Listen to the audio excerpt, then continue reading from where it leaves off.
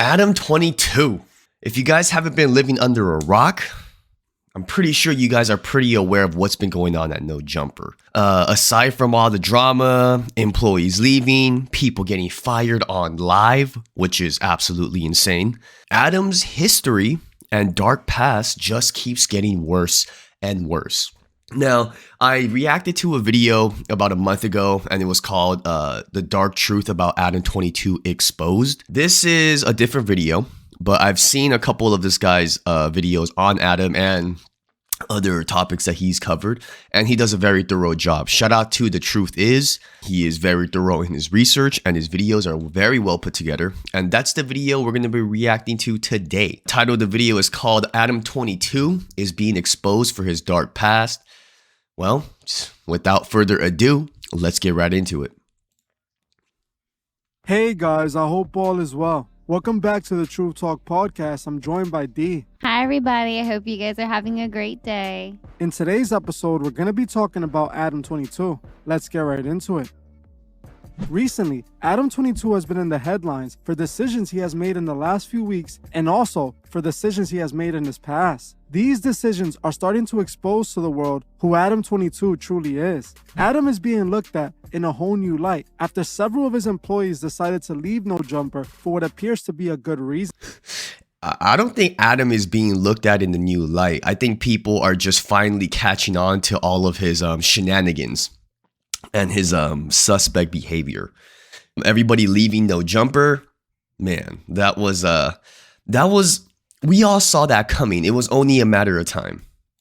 I will have to say Adam's internal downfall started a couple weeks back when one of his invited guests started exposing his friend and co-host at the time, Housephone. The guest was a transition person who claimed they had been with Housephone, laying it all out during the podcast. Information spread quickly, and the internet quickly began to clown Housephone. This is also when some people started to look at Adam22 a certain way, as it appeared Adam sneaked Housephone and chose to purposely interview someone who was trying to expose his friend, giving them a platform to do it. Many people also questioned him on why he chose to even put the episode out to begin with Adam responding that he had asked for the exposing part of the interview to be edited out, but somehow Housephone still ended up being exposed. When it comes to the Housephone situation, in my opinion, and I don't know this for a fact, but in my opinion, I feel like Adam made up that excuse beforehand, and that was just like an excuse he had ready in the vault. Oh, the editors forgot. That wasn't my fault. But we all know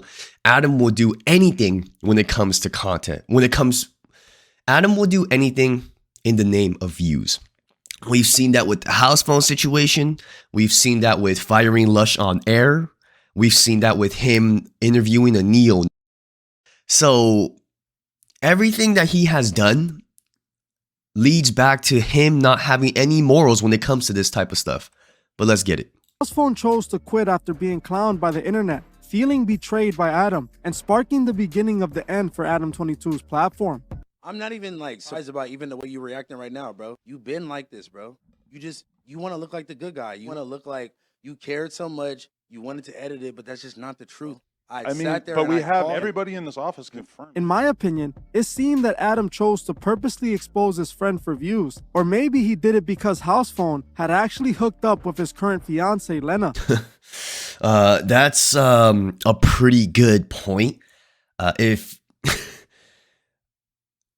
Housephone sleeping with Lena, I have to imagine Adam thinks about that every now and again. If they work together and this is actually true, I mean, that just leads me to believe that Adam exposed Housephone on purpose. And I feel like Adam has had it out for Housephone for a while. There was that one little interview where they were talking about his mother's funeral, and Adam brought up the fact that he had paid for her funeral on some real disrespectful stuff, and it led to drinks being thrown. But anyway, Adam is the type of dude that will do something for you and then throw it in your face later. But let's get it. Before they got together, something that even Housephone feels himself. One thing is for certain, it clearly appeared all bets were off when it came to what was considered content with Adam, as we're about to see shortly. After this all happened, Adam would once again be looked at strange when he decided to invite and interview a man by the name of Richard Spencer, who is known as a white supremacist. Richard has said a lot of disrespectful and inappropriate things about people of color several times in the past, and is pretty much what he is known for. Many of Adam's own employees were shocked and upset at Adam for his decision to invite such a person on his huge platform, knowing what that man represented. One of his employees that criticized him was AD, who spoke about how disappointed he was during a No Jumper episode. I'm a little disappointed in Adam. This guy right here, he's said the N-word a lot of times. It's obvious that he don't like black people like that. And the fact that he could come over here, get interviewed, and not... Adam defended his decision by saying that he was not interviewing the man, but instead debating him, so it really shouldn't matter. I'm gonna defend Adam here. Not on the fact that he interviewed a neo-Nazi, but on the fact that if it's Adam's platform and it's his company, No Jumper is under him, right? He has the right to interview anybody he wants, whether if he gets canceled for it or not, whether if everybody quits or not. At the end of the day, Adam22 is the boss. So if he decides to interview somebody, sure, some of his employees could feel some type of way about the type of person that he's interviewing, but you know, that's just Adam being Adam. He's going to do what it takes to get the views, right? So can we really be surprised? Let's continue. The thing is, Adam is a hip-hop based platform with multiple employees of color. So why would he invite someone who doesn't respect people of color onto his platform? It just once again shows that Adam doesn't care about his own employees and values views and money more than the people he claims to be friends with. After this happened, a few days later, Adam once again got caught doing his employees/friends wrong, once again live for the world to see. A couple days back, Adam walked in during a live stream show being hosted by his employees and did something that left the internet shocked. Immediately after he walks in, Adam singles out Lush, one of his co-hosts, and begins to reprimand them live on air for all of Adam's audience to see. Adam begins to accuse Lush of betraying his trust and exposing his secrets, and then fires him while the audience is watching. Lush, you lied to me. You lied to me, Lush. What? What I just tried to talk to you about in the hall? Nah. I honestly think, at least for now, maybe we could come to the bottom of this at some point. It's probably better that you... All right, let me just skip this commercial really quick, but needless to say, that could have been handled so much more professionally. I feel like Lush deserves a little bit more respect, and the fact that Adam decided to fire him on live was crazy. And I feel like part of the motive was to get some views out of it, to get some clicks, right? Because we all know Adam. He wouldn't just do this on live if it didn't mean some type of monetary gain couldn't be accessed, right? But man, it's crazy. It's crazy that they really fired Lush on live like that. He would not have fired AD on live. He would not have fired anybody else on live like that. But in my opinion, the energy I got from Adam coming in there, firing Lush on live, felt like Adam was trying to prove something to himself more than anything, but let's go. You just leave. This decision seems to have started a chain of reactions, as not long after, several of his other employees will begin to quit, one after the other. His close friend / co-host AD, who was seen as one of the people who helped rebrand No Jumper, decided to quit while all of this was going on, and went on to accuse Adam of talking about him behind his back. This led to his other employees, T-Rel and Duno, to do. A lot of people have always criticized AD for playing both sides of the fence. But I'm going to have to give him his props for actually finally leaving No Jumper. He's not playing both sides of the fence. He actually left. And it's good to see that his other co-workers and co-hosts like Gina, T-Rel, and Duno all leave in support of AD. And shout out to those guys. And I hope their platforms and whatever they got going on continues to blow up. Because let's be honest, they stuck it through the mud with Adam, and Adam never had any type of loyalty to begin with. So I wish them many blessings. Let's continue. The same, leaving in support of AD. Not long after T-Rel and Duno left, his employee Gina also quit as she felt disrespected by the Richard Spencer interview. As all of this was happening, previous allegations resurfaced of Adam doing things he's not supposed to do with girls that are too young for him, if you get what I'm saying.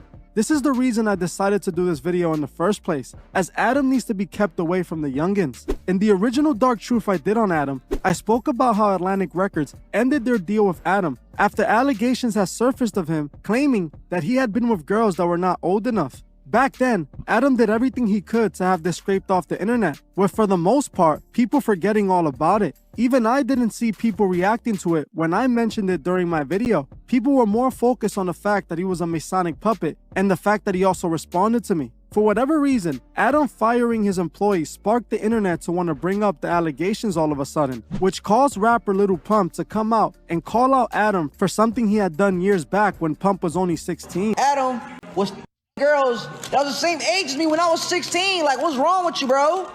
You are a straight pedo. Back when Lil Pump was 16, Adam filmed himself hanging out with Lil Pump while he was doing stuff with his fans. If that's true, my goodness, bro, Adam is super out of pocket. 16-year-olds? My goodness. My goodness. I don't know, like Lil Pump of all people, right? He is like the clout chaser of clout chasers. So I feel like there could be a little essence of like jumping on the bandwagon for like relevancy and clout chasing purposes to just speak on Adam, because let's be honest, Adam has been in the news for like the past couple of weeks. But at the same time, other allegations lead me to believe that what Pump is saying could be true, which is disgusting. Pump even accused Adam of getting with those very same fans that were the same age as Lil Pump at the time. It's becoming more and more obvious that Adam might be into some disturbing stuff, especially when we look at these old tweets. Adam's old tweets are starting to make their rounds around the internet, and the internet cannot believe what they're seeing. Old tweets of Adam shows that Adam definitely had something for girls that are too young for him. In this tweet, he tells young girls to go out with older men. Or in this tweet where he tweeted, "Brandon and I are developing a new dating site for little kids. Tagline, for kids that just wanna." He also tweeted out, was just looking at a girl's Facebook pictures and kept going to the old ones when she was 15 and realized I thought she was hotter then. Or this tweet where he said, "What's with all these cute little girls adding me? Send me a message so I know who you are." These tweets are absolutely disgusting. Or even this tweet where he tweets, And we "Can any and all hot high school students stop second. following me on Instagram? I have enough temptations in my life as it is." The worst tweet has to be this one right here that I'm not even gonna attempt to read. It's obvious Adam22 is into this kind of behavior, and I believe Okay, scratch that what I just said about Lil Pump saying just saying things for clout chasing purposes. If Adam is tweeting these types of things, we can only imagine what's going on behind closed doors, right? My goodness, these tweets are terrible. He definitely likes to hide who he truly is. He always tries to paint himself in the best light. Look, the video is damn near over. We're 20 minutes into this reaction. Only reason why I wanted to react to this video was because of those tweets that I seen.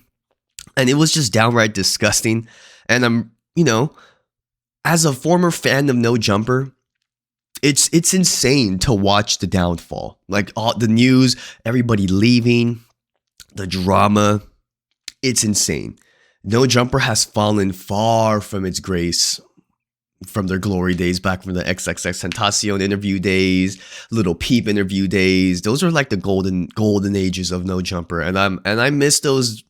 I miss that type of content from them, and it's all bad. But you know what? It's only right, because what is done in the dark will come to light, and Adam's past is being exposed.